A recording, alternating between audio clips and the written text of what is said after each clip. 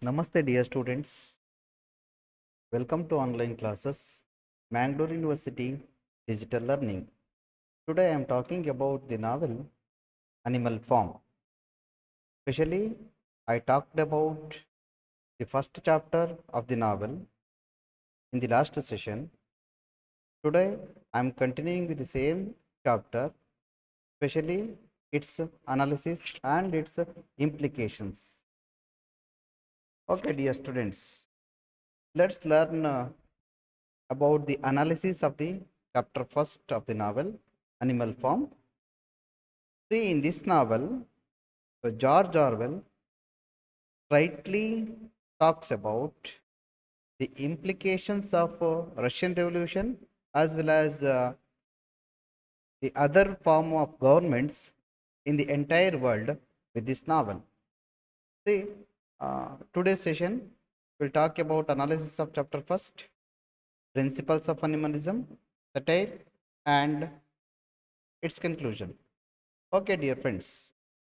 George Orwell aims is a satire at totalitarianism.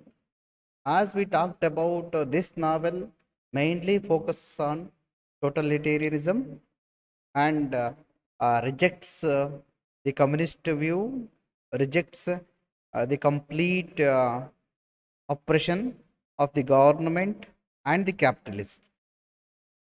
See, totalitarianism in all of its guises, like a communist, for example, fascist, for example, and capitalist. These are all the three different forms of the government.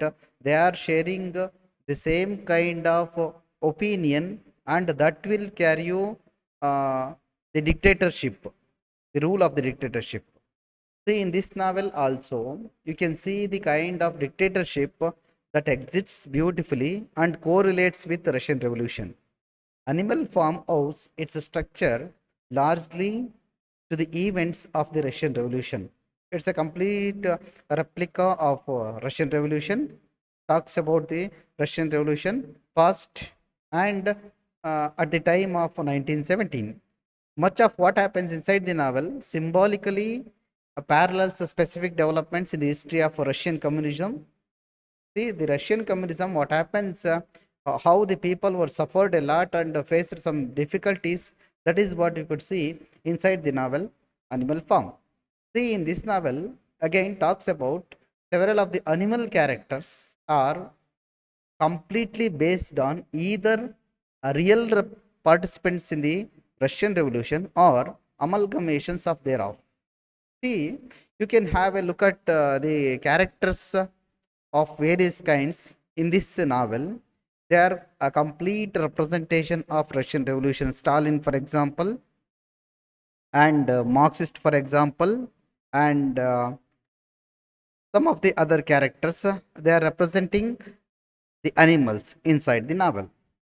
It also possesses an encyclopedic knowledge of Marxist, Leninism, or Russian history in order to appreciate Orwell's satire of them. Orwell is looking at the Russian society and Russian history into the eyes of animals. That is what you can see in the chapter first itself. You can have a look at the rebellion attitude of the animals. They are up against the human beings. That is what they are up against, the communist society and the dictatorship. The dictatorship in the Russian Revolution, that they treated the people badly. They did not provide any food. They did not provide a space for them to live happily. So that the kind of dictatorship you can see in the chapter first itself. It is an acquaintance with certain facts from Russia's past. Here you can observe some Russian past life in the Animal Farm. It is a parallel with Russian Revolution, and this novel has a central importance lies in its exposure and critique of a particular political philosophy and practice. See, the political philosophy and its practice beautifully discussed inside the novel, especially in the first chapter itself. Orwell also intended to critique Stalinism. He wanted to criticize the Stalin government, especially that is associated with the Communist Manifesto, as merely one of the instance of the broader social phenomenon of totalitarianism. Especially, he criticizes about totalitarianism as well as dictatorship. And you can see inside the novel, he saw at work throughout the world, like for example, in some other countries, Germany, fascist Adolf Hitler, again the same kind of attitude he was having on the people, and in Spain under the Francisco Franco, again the capitalist in America, and in his native England too, there were some capitalists. They were ruling the country, and they were taken the uphold control of the people, especially the ruling class. They took over the leadership of the working class as well as middle class. The middle class and the working class, they did not have a voice to tell. As well as in this concept, as you are observing Soviet Union, Russia, the broader applicability of the story manifests itself in details such as the plot's setting in England. See, though the novel sets in England, but it's a complete replica of Russian Revolution. And in other sense, the details refer inside the novel or political movements in the other countries, as well as you can have a look at the political movements which what are going to be happening at the time of 1917 to 1944. You can observe inside the novel through the animal form.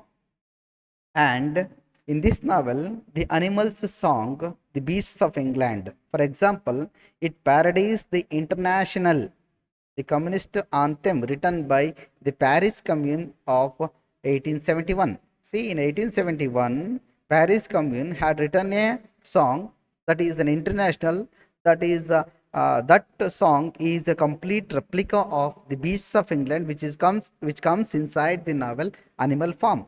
Orwell turned into the two ancient and overlapping traditions of political fable and animal fable. See, inside the novel, you will have a clear cut vision about the political fable and how the animal fable, which is associates with that particular terminology.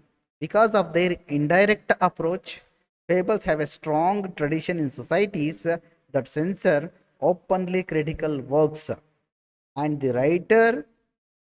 writers of fable could often claim that their works were mere fantasies and thus attract audiences. By setting human problems in the kind of in the kind of animal kingdom, a writer can achieve the distance necessary to see the absurdity in much of human behavior. See, just this is a very important point you have to notice, my dear students. Human behavior will be observed so beautifully when it associates with the animal kingdom. As you are going to notice in the chapter first itself, how old Major had a dream, and in that dream, he had a vision. In that vision, the animals will have a free life, happy life without the interruptions of human beings, and human beings ultimately they wanted to take them away with that animal form. See, he or she can be abstract a human situation into a clearly interpretable tale.